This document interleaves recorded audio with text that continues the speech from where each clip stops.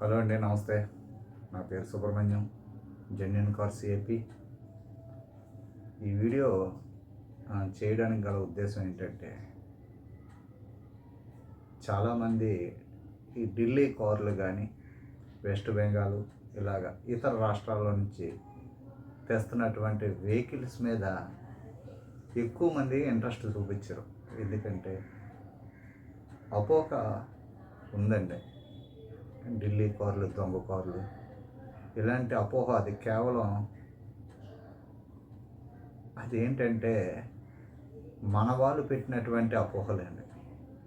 ఒక విషయం మీరు ఆలోచించాలా, భారతదేశంలో ఏ కుటుంబం కారు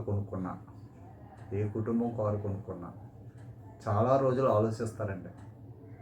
ఆల్టో దగ్గర నుంచి BMW 7 సిరీస్ వరకు ఏ కారు కొన్నా ఎవరైనా డబ్బు ఉంది కదా అని పట్టుకెళ్ళి నాకు ఒక కారు ఇవ్వండి అని తేవరండి. చాలాసార్లు ఆలోచించి అనేక రకాలుగా ఎంక్వైరీ చేసి కారు కొనుక్కుంటారు. ఎందుకంటే ఆ కారు నా కుటుంబానికి కొంతకాలం హ్యాపీగా ఎంజాయ్ చేయాలనే ఆలోచన ప్రతి ఒక్కరికి. అటువంటప్పుడు అది ఏ రాష్ట్రం అయితే ఏంటి, ఎవరైతే ఏంటి. అలా కాదండి, ఇంజిన్లు మార్చేస్తారు, ఇవన్నీ మారిపోతాయి. ఏమండి, ఇక్కడైనా మనుషులు, ప్రతి స్టేట్లోనూ మనుషులే. ప్రతి స్టేట్లో మంచి వాళ్ళు ఉన్నారు, చెడ్డ వాళ్ళు ఉన్నారు. ఇంకా మీకు ఒక విషయం చెప్తాను. మన సౌత్ సైడు ఆంధ్ర, ఎక్కువగా ఆంధ్ర, తమిళనాడు, ఇలా ఈ స్టేట్లలో అక్కడికి వెళ్ళి మన కారు అమ్మాలంటే ఎవరు కొనడండి. ఎందుకో తెలుసా? మనం 10 సంవత్సరాలు కారు నడిపితే 1,50,000 తిరిగేస్తారండి మన వాళ్ళు. అంత ఎక్కువ తిరుగుతారు. మీటర్లు ట్యాంపరింగ్ షోరూంలో కరెక్ట్గా చేయించరండి మన వాళ్ళు. మీకు మెట్రోపాలిటన్ సిటీస్, ఇండోర్, నాగ్పూర్, ఢిల్లీ, ముంబై, బెంగళూరు, కలకటా, ఇలా మెయిన్ మెట్రోపాలిటన్ సిటీస్లో ఆ సిటీ దాటి బయటకు రారండి వాళ్ళు. 10 సంవత్సరాలకి ఎక్కువగా తిరిగితే 70,000, 80,000 కంటే ఎక్కువ తిరగరండి వాళ్ళు. తర్వాత ఒక్కొక్క ఇంట్లో 2-3 కార్లు ఉండడం వల్ల వాళ్ళ driver, sir engine oil time అయింది సార్, ఓకే మార్పించి, అంతే. షోరూమ్కి పట్టుకెళ్ళి మార్పించడమే తెలుసండి వాళ్ళకి. బయట చేయించాలన్న ఆలోచన వాళ్ళకి రాదు. ఉన్నారు అక్కడ చేయించే వాళ్ళు చాలామంది ఉన్నారు, ఎక్కువ మంది ఉన్నారు. బట్ నేను లేదా నాలాంటి యూట్యూబర్స్ చాలామంది ఉన్నారండి. చాలా మంచి కార్లు తెచ్చి అమ్ముతున్నారు. కానీ మీ అపోహ వల్ల మీరు మంచి కారు మీరు కొనుక్కోలేకపోతున్నారు.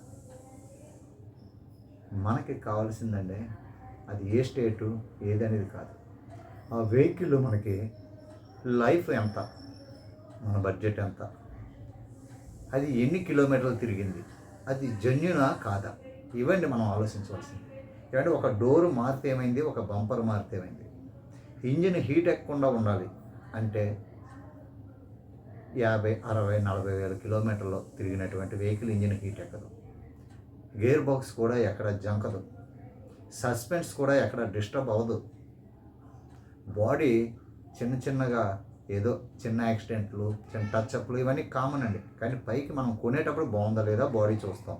ముఖ్యంగా మనకి ఇంజిన్, గేర్ బాక్స్, సస్పెన్స్ కాబట్టి అవి షోరూంలో మెయింటెనెన్స్ చేస్తే అది షోరూమ్ వాళ్ళు రాజీ పడరు. కాబట్టి ఆ వెహికల్ చాలా బాగుంటుంది.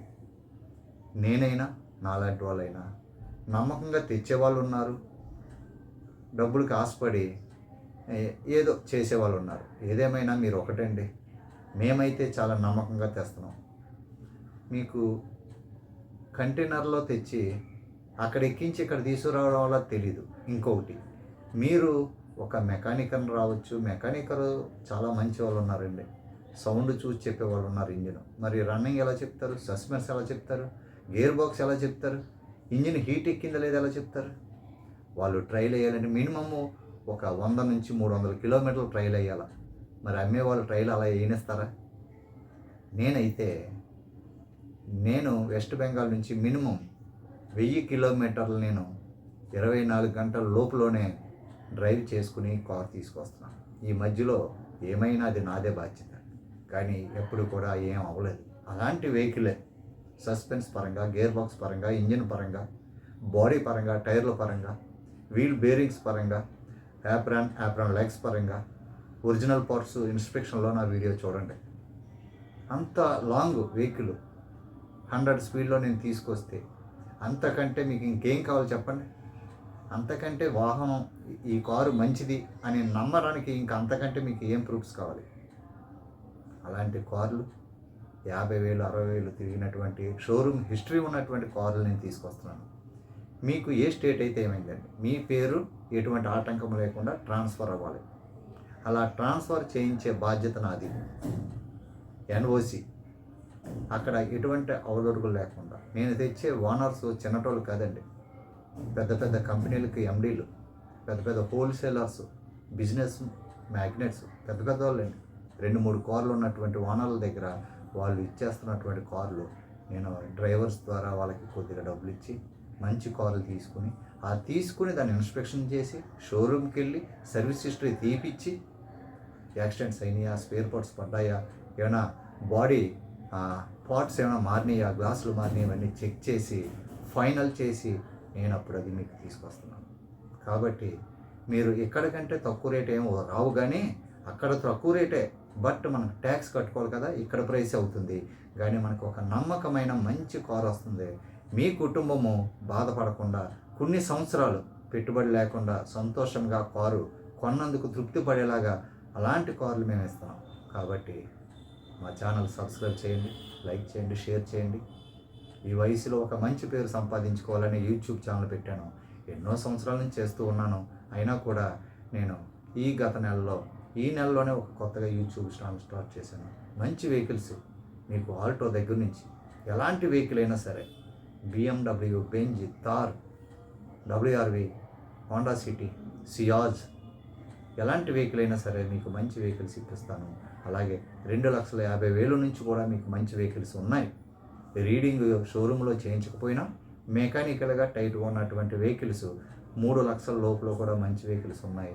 2010, 12 ఆ టైంలో అలాంటి వెహికల్స్ ఉన్నాయి. మంచి వెహికల్స్ నేను మీకు ఇస్తాను. నేను కలకత్తా వెళ్ళినప్పుడు నేను స్టేటస్ పెడతాను, ఆ స్టేటస్ ఫాలో అవ్వండి. మంచి వెహికల్స్ పెడతాను. మీరు నాకు అడ్వాన్స్ పంపిస్తే, ఎక్కువ వద్దు, 10,000 అడ్వాన్స్ పంపిస్తే నేను ఆ వెహికల్ ఆపుతాను. మీరు వెంటనే ట్రైనో ఫ్లైటో మీ ఇష్టం, మీరు వచ్చి ఓనర్తో మాట్లాడి మీ యొక్క అమౌంట్ మీరు ట్రాన్స్ఫర్ ఇచ్చేసి మీ పేరునే ఎన్ఓసి ఇప్పించే బాధ్యత నాది. నా కమిషన్ నాకు ఇస్తే హ్యాపీగా మీకు ఒక మంచి వెహికల్ నేను ఇప్పిస్తాను. కాబట్టి మీరు కారు కొనేటప్పుడు చాలా జాగ్రత్తగా చూడండి, దాన్ని జెన్యూన్గా ఉందా లేదా అనేది మాత్రం మీరు చూసుకోండి. ఎందుకంటే మన జీవితంలో కొంతమంది కార్లు మారుస్తూ ఉంటారు, కొంతమంది మొదటిసారిగా మిడిల్ క్లాస్ వాళ్ళు కారు కొంటారు.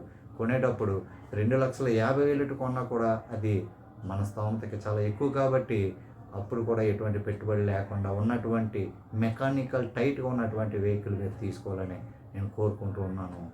జై జవాన్, జై కిసాన్.